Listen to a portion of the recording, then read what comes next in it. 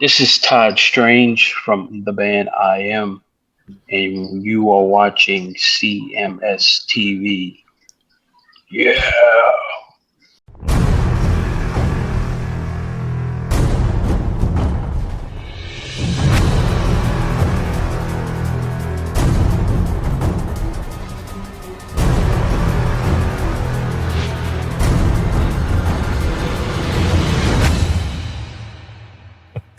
Well, anything else going on with you? Is the shoulder still the same? It's still a mess. Still a mess. Yeah, I'm hopeful that I'm just waiting on this specialist to give me an appointment. I called him again this week. They didn't have an appointment for me, which is dumb as fuck. You'd think they'd just schedule me somewhere, but no.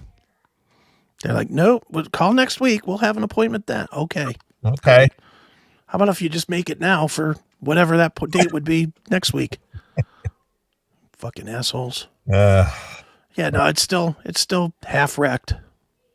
So you obviously have learned to manage it and learn to cope and be able to continue running your business as well as obviously doing the shows that you're doing. Yeah, well, I'm up for the shows and I do most of the business laying down. Mm-hmm. That's what I'm doing. I hear you. I'm not up a whole lot, really. I mean, I try to be. I'm trying to get up and. I'm like, now I'm taking more like extended walks because just from being on my back for so long, dude, I got no wind. I'm a fat guy anyway, so I don't have a lot of wind, but Jesus Christ, after laying around for a few months, dude, getting out to the mailbox and back is like, it's like, holy fuck. Yeah, it's just like post-COVID again. It is. It really is. But I'm extending that further and further so that I can, I'm planning. Honestly, and this is so stupid, I sound like just the worst fucking handicapped fuckwad, but I'm literally trying to get myself ready for this fucking Detroit show in November. Get myself back into into shape to walk that fucking parking lot in Detroit. That way I can run if somebody fucking comes at me with a pistol or something in fucking scary ass Detroit. Yeah. Well, speaking of post-COVID, I am just amazed. I saw a young kid this week. Yeah. 12, maybe 14 years old. Okay. Riding a skateboard. Right. Wearing a mask. COVID's over, dude. He was wearing a mask outside while riding his skateboard. Well, good for him. Very, very safe.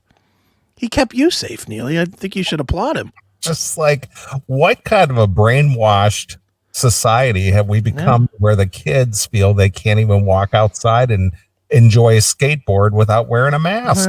Well, they're dumb. And I guess on top of being dumb, they're also, they spent a large portion of their childhood being told that, wearing masks good, when their brain was developing. Yeah, I guess.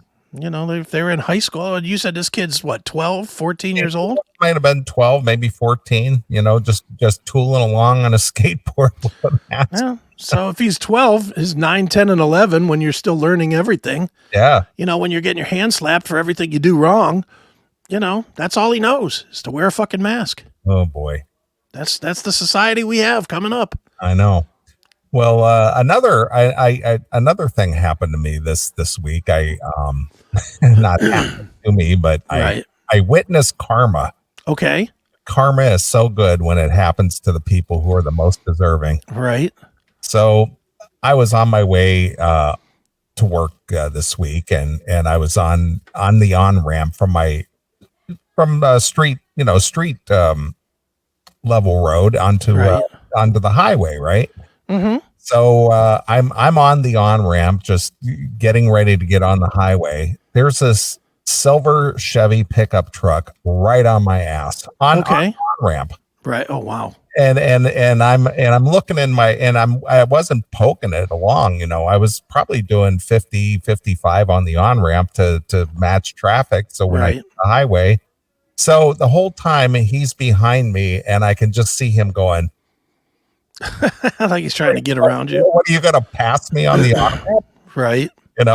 So I knew this asshole, as soon as I hit the highway, he was going to tear out from behind and just blow my me, So, being I have the Camaro, Yeah. I decided, well, the highway was clear. I decided, well, as soon as I hit the open road, I'm going to get on it right away, Right. which I did. Sure. And within seconds, this douchebag was right up on my ass again. I was in the left lane. He's right up on my ass doing there's traffic in the right lane. He's doing the back and forth, just waiting for the opening. And as soon as there was just barely an opening, he flips out from behind and just flies up the highway. And I watch him. I could see him up ahead of me there, just in and out of cars. Right. I'm just watching this douche, and I'm just going, oh boy. So I get up to a stoplight, which allows me to get onto the Indiana toll road. Okay. And he's at the stoplight. Okay. As soon as that light turns green to get you on the ramp, zooming down through the toll booth, right. like a bat out of hell, hits the toll road, and he's like gone like a flash. Nice. Illinois driver. So I get on the toll road, and I'm 2.5 miles later, I see brake lights. Okay. And I see everybody going to the left lane, going to the left lane. So I get over to the left lane. There's a tractor trailer on the right shoulder, right, with a blown tire on the trailer. The right rear tire is blown on the trailer. Okay. Just as I get up on the truck, guess who's in front of him? The pickup truck with a smashed left front fender. So just surmising the situation, I guarantee you he probably tried to pass that truck on the right hand side while the truck was getting back over to the right lane. Right. Got run over. And he ran right into the rear tire of that truck and blew the tire out and smashed his front fender. Yeah, good. Fuck him. Yep. So out of the pickup truck, a little Mexican brown guy, probably an illegal alien. Oh, wait, hey, easy with the racism. It's like, oh, so it couldn't have happened to a better person.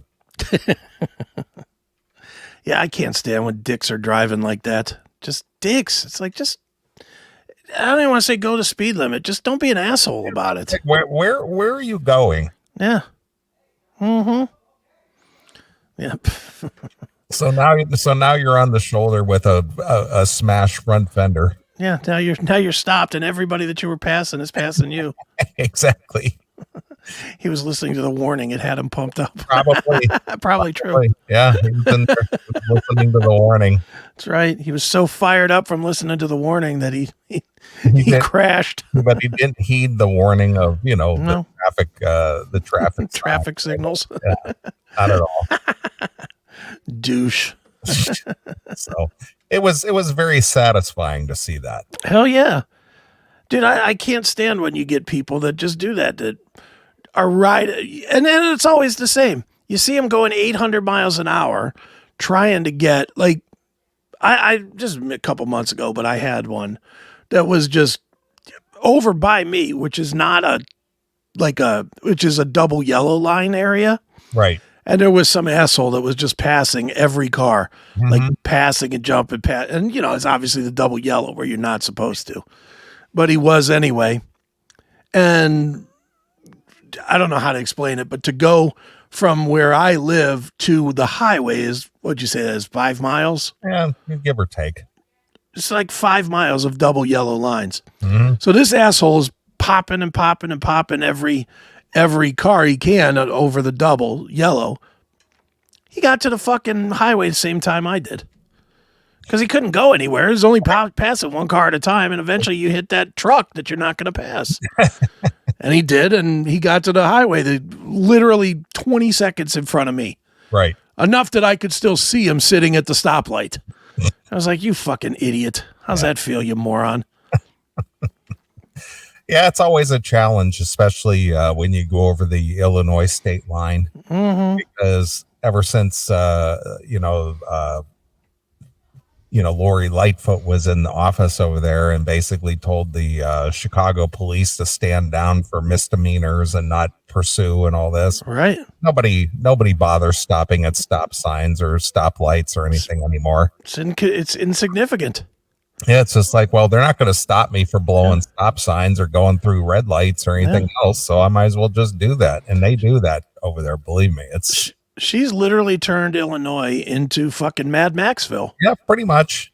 Yeah, it's nutty over there. She's she's a former neighbor of ours. She's from Massillon, Ohio. Well, I'm glad that masshole left. So now she's unemployed. Yeah, well, sucks to be her. I'm sure somewhere she siphoned off money, allegedly. I'm sure she siphoned some money somewhere that will take care of her from now on, I'm sure. Of course. Or there'll be a book. There'll be a book, My Life Haunting Houses or something. My life is Beetlejuice. That's right. So our friend Sal, the guy you don't like. Apparently I don't. He was sending me some text today, and he sent me this little improv video, and I said, "What are you doing? Are you play acting or doing improv videos in your place today?" And he goes, "Well, what else am I going to do with all these police out there on the street?" It's like you can't even leave your place, can't get out of the house because there's too much police activity going down on the streets. You can't drive to another part of town somewhere. It's like, holy shit. What a dog shit place to live. It is. Now, I don't know about that. Fucking ghoul. Jeez. Wow. That's a little tough, Mr. Scary. Yeah. Yeah. Say My Name 3 Times by Lori Lightfoot. Exactly. Oh, boy. Mere Splinter. Exactly. Yep. Yeah, we're dude. People were asking why I have the hoping for the meteor strike thing. Because look at the world. Just look at it. It's a mess. Just look at everything we talk about. It's like, wouldn't it just be better if it was over? It would just be better if it was done. Right. I don't know. Well, I'm gonna go see Halloween on Friday. That's nice. That'll be fun. So I have to venture into the city for that. Oof, well, that's scary. Yeah, but it is what it is. I guess you have to pay the price to have a little bit of entertainment. Now, where are they playing? I can't remember the name of the venue. It's not Reggie's, is it? They're playing bigger than that. No, it's not Reggie's. It's a different venue. Okay. But it's in the Chicago area. Right. Okay. Yeah, that'll be fun, dude. Fucking Halloween kills. Mm-hmm. They're so good live. Well, when was the last time you saw Halloween? Oh, wow. Maybe 5-6 years ago. Okay. It was on maybe on my God-Given Right tour, maybe. Okay. Is that not terribly long ago? It was before the Pumpkins United tour, though. All right. You're getting the good tour. You're getting the Pumpkins United. Nothing against Andy Darris. I love Andy Darris and I love Halloween, but I got just the Andy Darris. I didn't get Michael Kiske and Kai Hansen. You're getting the full fucking 30-piece band or whatever it is now. I think it's 8 guys in the band or whatever it is now. Hey. So, yeah, you're getting the good show, man. Good. I'd love to see that tour, but it's not coming here. No? Nope. Okay. Nope. I would go if it was coming. I mean, dude, Halloween's one of my all-time favorites, so I would go if it was coming here. But You would. it is not coming here, so I am jealous. You would somehow figure out how to get that arm. I'd smoke a lot of weed. That's what I would do. I'd hook up with somebody that has a lot of weed, and I'd get high, and then I would be able to tolerate it. But nope, not coming here. I know I watched, and I know this is a gross second, but there's a Pumpkins United performance out at Vakken from 2019 or 2020 out there on YouTube, and it is spectacular. It's like 2.5 hours, and it is just spectacular performance. So if anybody wants to see what Neely will be seeing, or if you want to get yourself a preview, Look that up on YouTube. It's just live at Vakken 2019 or 2020. It's one of them years. All right. Great stuff. I will definitely have to look into that prior to the show. Yeah. Do you know a lot of their stuff or not really? I know their stuff. I'm not like a diehard, but Right. I am aware of their, their stuff. So Right. Yeah, I'm a big fan. I really, really enjoy them a lot. So, good times, man. I wish I was going. Well, I will let you know what it was like. All right, shoot video. I always say I've been pretty good about. I know you've been way better. I'm not complaining. I'm just reminding. Yeah, because I have to, give it some thought and do that and go, oh yeah, I might as well just grab some video and shoot it over to you. That's right. Yeah. So all good. But yeah, that's my week was a big nothing, dude. I will say this: you turned me on to that documentary yesterday. Mm-hmm. Was it yesterday or today? My days are all a blur. Yeah, it was probably Thursday. Yeah, whatever it is. And I watched it, and it was now I didn't understand. Is that the documentary? Are those people in that documentary supposedly what they wrote Natural Born Killers about? Yeah, well, there were a couple of movies out there that were kind of based on the rampage of those teenage, right? Those kids who basically killed 11 people over like 3 or 4 days, Sure. And it just, the Natural Born Killers, that was the inspiration for that movie. And then there was a movie with Sissy Spacek and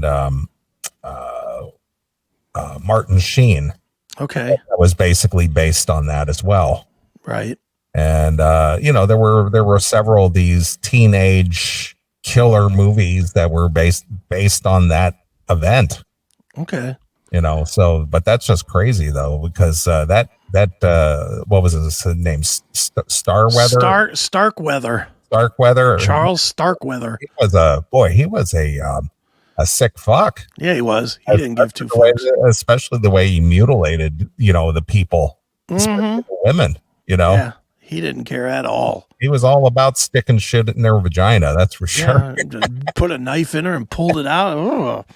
I think that's where Cannibal Corpse got fucked me with a knife. Yeah, because that's brutal. Yeah. I'll say this though, from watching it, I went back and watched Natural Born Killers. Mm-hmm. That movie did not age well at all. Oh, that's a terrible movie. It's not. Is that a Tarantino? That is a Tarantino, right? I think so. Yeah, I just didn't enjoy that movie much at all. I thought I remembered liking it, but I watched it today, yesterday, whenever, and I just was like, what is this shit? It's fucking, you got to be on acid to watch it. Yeah, I watched it about maybe 2 months ago. Right. And I barely made it through it. I was just like, oh, this movie sucks. Yeah, it's not good. It did not age well. And I remember really, really being into it when it came out. I think because I really liked that 9 Inch Nails song that came from it, that Burn song. Right. So I was like, yeah, I'll watch this. And then I remember sort of liking it, but well, because it was shocking at the time, I guess. Yeah. Because of the brutal violence. Yeah. It did not age well though now. Now it's just garbage. Yeah. Just crapola. That movie that I was telling you about with Martin and Sissy Spacek was called Badlands. Okay, I don't know that I know that one. Yeah, it's from 1973. Okay. And it basically was, kind of patterned after that Starkweather. Right. Let's see here. Badlands, a 73 American flick written, produced, directed by Terrence Malick. The film star Martin Sheen, Sissy Spacek, and follows Holly Sergis, a 15-year-old who goes on a killing spree with her partner, Kit Carruthers. The film also stars yada, yada, yada. While the story is fictional, it's loosely based on the real-life murder spree of Charles Starkweather and his girlfriend, Carol Ann Fugate. Right. So, well, there you go. Guess a lot of movies made about it, but none of it better than the real-life story, that's for sure. Yeah, I'm just amazed at the amount of footage. There's plenty of footage on that one. The photos and the amount of footage, and somebody was always running a camera. And that was what, 58 or something? Yeah, 1958? Yeah, 58. Yeah, I mean that was a long time ago. But they're the like that Carol chick is sitting in the. She got extradited back to Nebraska, and she's sitting in the car, and they got the camera on her the whole time, and it's like, man, technology wasn't what it is today, but somehow they figured out a way to film everything. Yeah, they had it. It's amazing, and the fact that all that archival footage still exists. Yeah, and then even some of the weird, like the family footage after, where they had that family that she was kind of staying with, and they had the birthday party, and here's the kid hugging up on the killer lady and stuff. I was like, whoa. That's some crazy shit. It's just amazing because, if you think about the time, cameras were expensive. Yeah. Still new technology in 58. Well, fairly new technology, but it was expensive, and film was expensive, and was always running film. It's like, who the hell was doing all this? Yeah, that is true. I didn't think about that, but yeah, running video at that. I mean, we all know about the Zapruder film, and that was after it, and he was on top of a thing with a big old fucking big old camera stuck to his face. I mean, yeah, that is kind of interesting. Yeah, so all that footage. It just seems interesting that certain people, there's always video of them. There's like no video of me growing up. Sure. None. But it seems like people who are somehow notorious for something, whether they became famous in a good way or notorious because of their misdeeds or whatever the case may be, somehow, some way, they always dig up footage of them from very early on in their years. Well, let's take like what's his name, the Jonestown Massacre guy, Jim Jones. There's like video of him real early on, real early. Yeah, when he's like 20 preaching at a church or something. Exactly. It's like, well, who was running video while he was conducting church services? That's right. What was the reason for that? Yeah, and it doesn't make any sense. They just sort of knew, well, maybe you should go and serial kill so that you can fucking be the first one. Yeah, I know, but it's bizarre. Though, don't you think it's bizarre that people who became notorious for whatever reason, there's just gobs of footage of them, at all kinds of stages in their life and stuff, and it's just like, where did all this stuff come from? Dude, I literally during the last week when I was getting ready for the David Thibodeau interview, I watched everything I could sink my teeth into with Waco. Okay. There was so much David Koresh footage you can't even believe. I mean, full sermons. Like I watched a full 45-minute sermon of him just preaching. But there was stuff from all the way back when he was like probably 20. Yeah, that's 20, 21 years old. I was like, who knew? What was the reason video was being shot of this guy doing just mundane shit? Mm-hmm. But somebody had a video camera running, recording this stuff. And it's like, what was the reason you were recording this to begin with? Well, maybe that's the key is you look for people with a lot of video of themselves and you stay the fuck away from them. I often wondered about that because as big of a fan I am of documentaries and so on and so forth, I just like to analyze a lot of that footage and go, where did that come from? Yeah. And why were they filming that? That's right. Mr. Scary makes a good point. Well, maybe there might be something to that. Yeah, could very well be. Being on camera all the time might make you a narcissist. Yeah, it's strange to me though. Yeah. And then I see these blooper videos, or I don't know what you want to call when things go wrong. Mm-hmm. And it's just like a guy digging a ditch with like a jackhammer and he hits a gas line or something, blows up. Why was somebody standing there with a cell phone watching this guy using a jackhammer? What was the reason for standing there going, using a jackhammer? Mm-hmm. You know what I mean? Isn't that weird? Dude, but you know what? I'm going to say this. Please don't stop. Because I love those videos. I do too, but it's odd that people have their cell phone recording the most mundane activities. Did you ever see the one, I guess it was shot in India, where there's a guy on top of one of those rail trains? Yeah, he reaches up and just blows his head up. I think we featured that on the We show may have that years ago. That's epic footage there. In fact, I think we may have heard about that on like O&A or something. Yeah, and we found it. And the guy got smoked. Yeah. Holy shit. That shit. I love that kind of stuff. Yeah, but yeah, those people in India, you know, they can't ride the train, so they're climbing on the top of it, and the guy's standing up there and about loses his balance, so he reaches up and just dead. Just smoked him. And just just dead. I mean, but he went up and turned charcoal black in a matter of seconds. It was like a Looney Tunes cartoon. It was like Jesus. Yeah, no kidding. But it's bizarre though that people just have they're just, you know, recording for no apparent reason. Yeah, it's crazy. Yeah, but you know, I it's easier. Let's see. He pulled the camera out knowing, dude, gonna hit the gas. Probably true. It's the same reason that we get all those World Star videos. People just pull their cameras out, and even when it's going crazy in front of them, they don't fucking stop it. Yeah. They just take a step back so they don't get hit. Mm-hmm. I don't know. I mean, I understand the ease of doing that today, but when you talk about 50, 60, 70 years ago where you actually had to have a camera and film and the whole thing, and they're just randomly filming stuff. Mm-hmm. It's like, why were you doing that? What piqued your interest?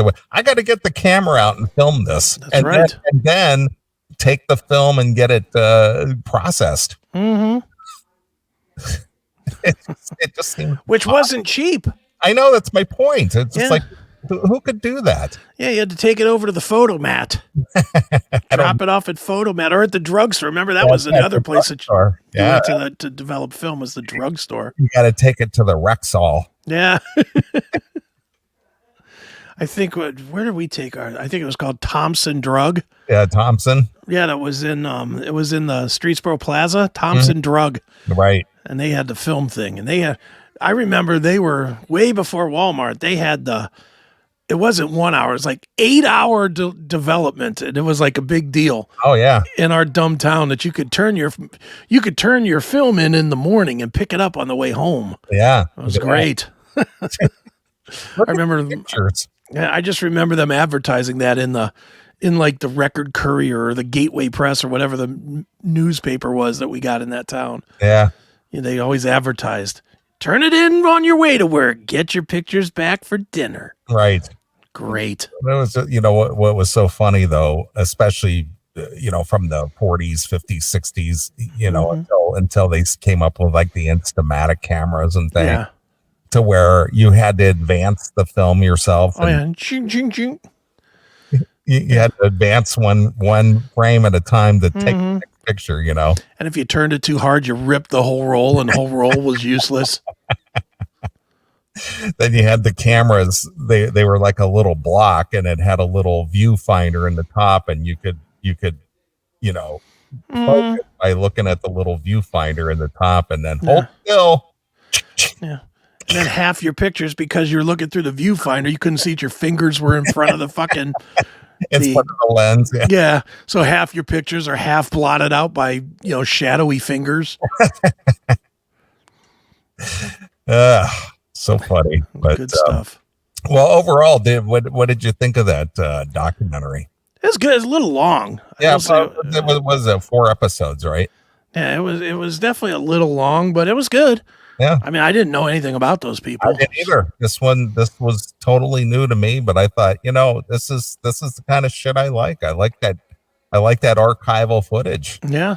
You know, especially in Lincoln, Nebraska. Yeah. I mean, it's like there was nothing going on in Lincoln, Nebraska. That's right. But what is the name of the documentary? I don't remember. It's The 12th Victim. The 12th Victim. It's on Showtime. Yeah, The 12th Victim. Okay. Yeah, it's good stuff. Yeah, it was good. But yeah, that's what I entertained myself with for Thursday evening, was watching that. Well, you took 5 hours out of my life too watching it, so it's all good. But that kid, that Starkweather guy, he was like the typical 50s looking dude. Yeah. Well, they said he wanted to be Jimmy Dean. Yeah, James Dean. Or James Dean. I guess They Jimmy wanted Dean's a to be James sausage guy, Dean, right? yeah, Jimmy Dean's the sausage dude. Yeah. Yeah. But yeah, he had the big old pompadour hair and Yep. all that stuff. But boy, he was a sick fuck. Yeah, he was. He For being definitely. 19 years old and mutilating those women victims the way he did. Yeah. It's like Jesus. Yeah, he definitely wasn't one of us. That's for sure. And then and now taken away from that before we wrap up here. Yeah. His girlfriend there, Carol. Mm-hmm. Yeah. Do you think she was in on it, or do you think yeah. she was? Do you think she had like the Munchauser's? No, not at all. No, I think she was in on it. Yeah. She seemed a little too, I don't know, bold. Okay. Like she didn't seem like she was, scared of anything. I think she was enjoying herself too. Really? Yeah. Did you think the other? Did you think the opposite? I couldn't quite tell because she came across kind of like stoic and hard at some. Yeah. And other points, she just seemed like a normal teenager. Mm-hmm. So it was kind of weird. I just wondered if she was, because he was older and they had spent time together and he sort of ran the show, that she just sort of followed along regardless, Yeah, I don't know. whether she agreed with what was going on or not. I just get and again, I don't know anything from anything, but I think there's an excitement level to that, and she got sucked in by it. Yeah, no doubt. But man, what a mess. Yeah. So anyway, if you want to watch it, it's on Showtime. It's called The 12th Victim. Cool. So pretty good. It's a pretty good documentary, I believe. Like I said, it's like 4 parts.